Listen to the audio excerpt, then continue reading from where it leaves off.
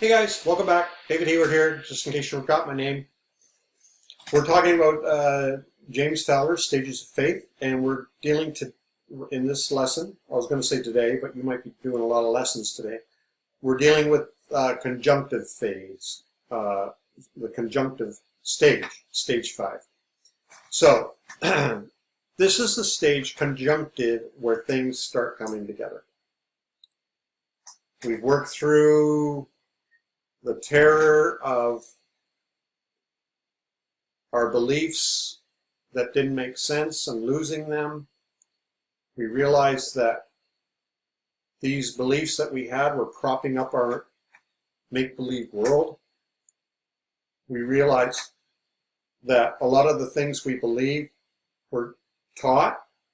We simply adopted them unquestioningly, but then we started to question them, and things started to rattle and rumble and shake, and things fell apart. Now we're in the conjunctive phase where things start coming together. Now, remember, that previous stage 4, when we start, realizing that other people have other beliefs and so on, then that's when we start to question our own beliefs. Things start to come under scrutiny. We start examining ourselves. Now, Fowler believed that this started in young adulthood. Let me just get my notes here. Yeah, but this was in young adulthood. Now, listen.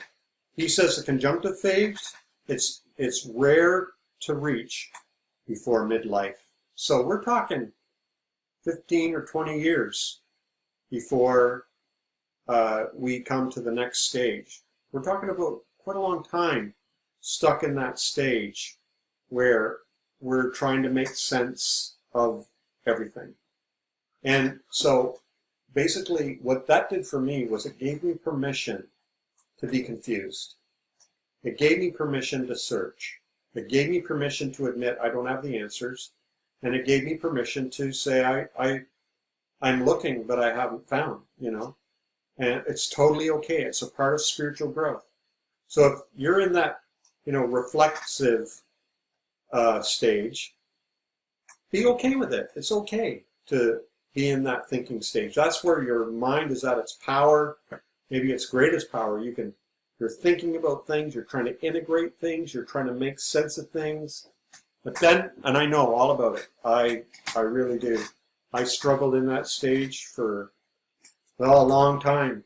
And you can read my book, Questions Are the Answer, where I tell a little bit about my journey. You can get it on Amazon, but just the struggle and the torment I went through trying to make sense of religion and spirituality.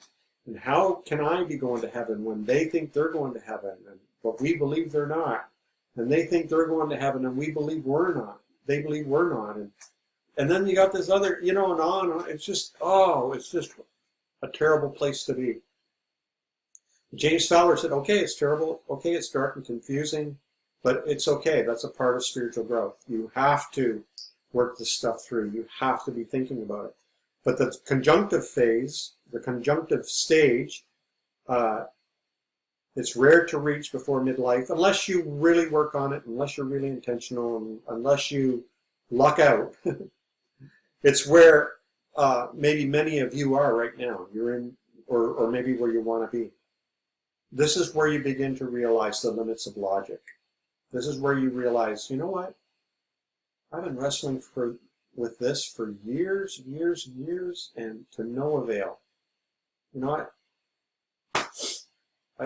Obviously, I'm a smart person. Obviously, logic isn't the be-all and end-all. Logic doesn't necessarily solve my problems. Rationality isn't necessarily the solution. We start seeing the limits of logic. We start seeing how people who are more and more dogmatic are less and less open-minded. And we start to see the limits of rational thought bringing us to the peace of mind that we're so desperate for. Again, my book, Questions Are the Answer, talks all about this. How I came to the conclusion that questions are the answer. There is no answer. Questions, living in the mystery, is the answer. Being at peace with it. Like James Fowler says, it's here where we realize that life is a mystery and we embrace the paradox of life.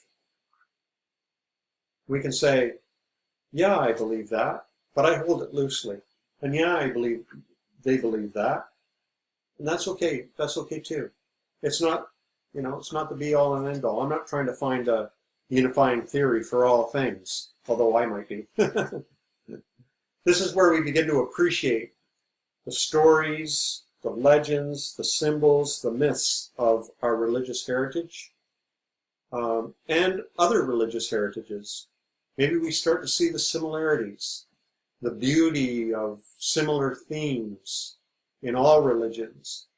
We begin to realize that, wow, we're all experiencing the same thing, but we're understanding it through our own mindset, and we're articulating it through our own language, but we're all the same. We're all deeply connected, and we're all just trying to understand the mystery through our own paradigms and our own language. We even appreciate our own religion's stories. Like for me, Christianity, I have a deeper appreciation for the Bible now than I ever did. Some people who take the Bible literally might say, I believe the Bible greater than you do, and I think I give more respect to the Bible because I take it as it is. I appreciate the incredible themes that it's wrestling with and the mystery that it's pointing towards, and the myths and the symbols and the stories are so packed with meaning that I also see, residue of in other religions and belief systems and spiritualities and philosophies. It's a marvelous thing, and I've gotten to that place where I embrace all that. I appreciate all that as beautiful. So I'm no longer stuck in a theological box. I love my theological training, and I had lots of it.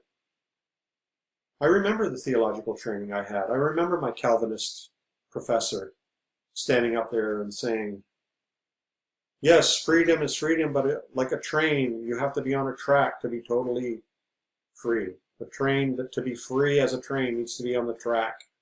I'm thinking, that is a weird way to tell me that I'm to stay in line. But all under the guise of freedom. You understand? I appreciate that now. I understand what he was trying to do. I appreciate the attempts to make sense out of spiritual freedom. But I have a deeper understanding of what freedom is now. I've come to a peace of mind. And all of those instructions and stories and Bible and books and professors and BA and MA and Dipman and all those things that I went through are all folded into the manure of my life, and it all makes me who I am, and I'm appreciative of that.